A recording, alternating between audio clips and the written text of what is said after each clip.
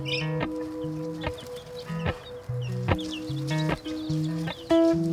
cuties.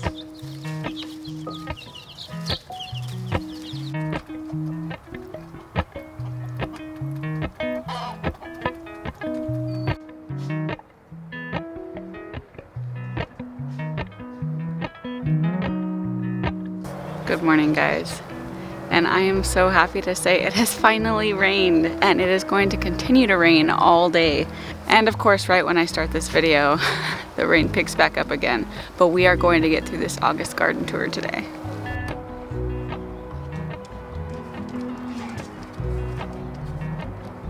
So it's still sprinkling a bit, but the shade cloth kind of diffuses the rain, so we're gonna get through as much of this as possible.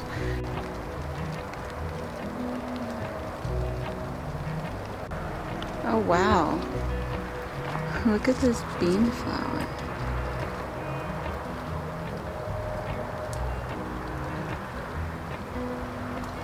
The tomatoes are still producing a little bit. This is the giant crimson, which is not so giant anymore. They're just putting off these tiny little tomatoes, which are still good. They're small, they're about twice the size of a cherry tomato. They still taste good, and I keep getting harvest off of them. Even though he's pretty diseased, I'm letting this guy keep going as long as he will live. And really most of my tomatoes have fallen to disease, except for this huge one back here.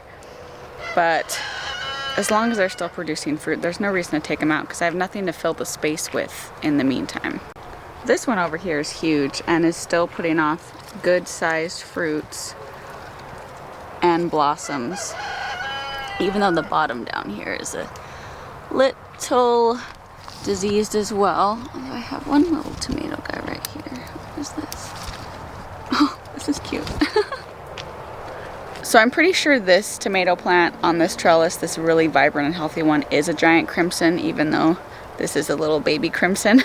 But I pulled several large fruits off, and I don't have a tag, but I have saved seeds. So because of its disease resistance and just absolute growth during the hot summer months, I really hope to preserve those genetics.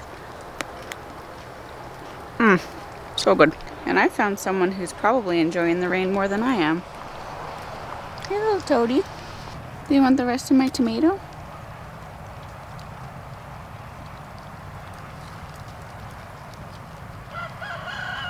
I still have several Genovese basil plants, as well as this giant holy basil that I've been harvesting off regularly and taking inside to dry. And I'm making basil tea constantly. I like to just throw a bunch of different types of basil, like Thai basil, holy basil, Genovese, all into a hot pot of water, and then stick it in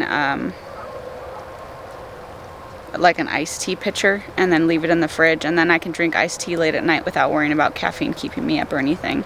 So I've been doing that constantly, but I'm hoping to preserve enough holy basil to get me through the winter so I can have Tulsi tea this winter as well. And right next to this holy basil, I've got a Bikino pepper plant, which are these little spice peppers that turn orange when they're ripe. They come on pretty slow, but I'm hoping to get enough of a harvest at once to take inside and dehydrate. And then right next to that is a New Mexico Big Jim, which is not a spicy pepper, but it's a pretty long, sweet-ish pepper. I've used it just basically as a bell pepper in my cooking and stuff. And this is a eucalyptus. And eucalyptus is more of a heat-loving tropical type plant. I didn't expect it. It is a perennial. I mean, they turn into trees. I didn't expect it to live through the winter last year, but it did. And so I just like to pick off little sprigs of it and take it inside the house and smell it.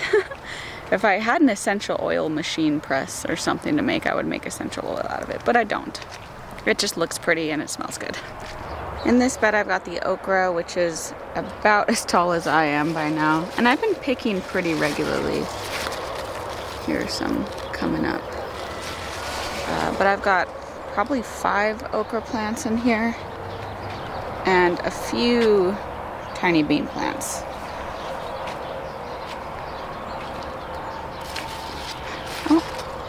Here's little baby okra. And look at these gorgeous blooms. I haven't been eating a whole lot of fresh okra. I don't love fresh okra. I can put it in eggs and things like that. But what I've been doing for a lot of preservation is cutting them into chunks and then battering them and freezing them for fried okra at a later date. My pepper bed is looking good, except for this padrone plant. It's just been putting off weird fruits that I think are getting burned before I get to harvest them.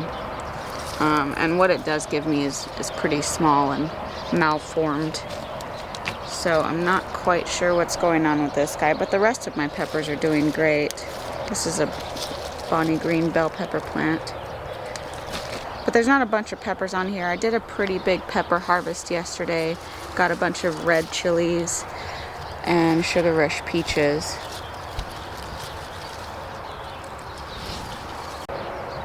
The sugar rush peaches are over here, and the plants look a little beat up from the rain, but healthy and vibrant as ever, with not too many ripe peppers currently. But I'm sure plenty more will come on after this amazing day of rain that we have. And if you guys recall from my previous videos, this is my bed of determinate tomato plants called the Grand Marshal F1 Hybrid. And it is doing the oddest thing, which is putting out more foliage and blossoms. Determinate varieties of tomatoes typically put out all of their fruits and blossoms at once and then die once all of those fruits have matured. For some reason, these 4 tomato plants keep putting out more foliage and more fruit, kind of like an indeterminate tomato plant, which are all these tall ones in the back that keep growing all year.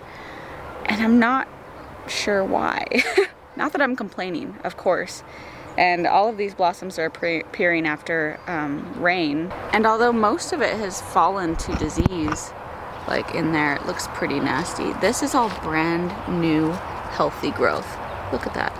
And look at all these blossoms. I mean, the new stuff looks great. And I still have a few tomatoes on here that have not ripened, that were put out later than all the others. And I'm not quite sure what's going on. I don't have hardly any experience growing determinate varieties. I always grow indeterminates, which grow throughout the season. So if someone has experienced this before, where their tomatoes that are supposed to be done just keep on trucking, let me know. Here in this 10-foot tomato bed, everything looks pretty bad, although it is still growing. And I have blossoms way up there. You probably won't be able to see them from the light, but it's still kicking. It's just slowly dying from the top down. Disease and heat and everything. But I'm still getting a few tomatoes. There's one right there. And it's also putting off new growth and new blossoms, which I probably have the rain to thank for.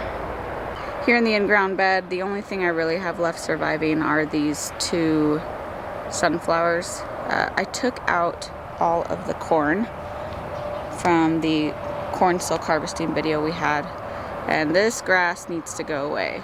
But I have done a lot of work here, which I also detailed in a previous video. I'm trying to kill this Bermuda grass with black tarp, and as this dies, I will just keep moving this tarp more and more down. I was gonna go shopping the other day for another tarp, but they didn't have any like this one that I bought at Harbor Freight for super cheap, and the best I could find was like 60 bucks for a 10 by 100 at Home Depot, and I didn't really feel like spending that money. So I will just wait until this grass is for the most part dead and then just keep moving it. I still have probably another month before I transplant out my cool weather brassicas, so I think that should be enough time to kill off a little bit of this grass. In this area where I plan to do most of the planting, the Bermuda grass isn't too bad, and I can actually get in here with my hands and rip up a lot of it because it's not as thickly matted as it is right here.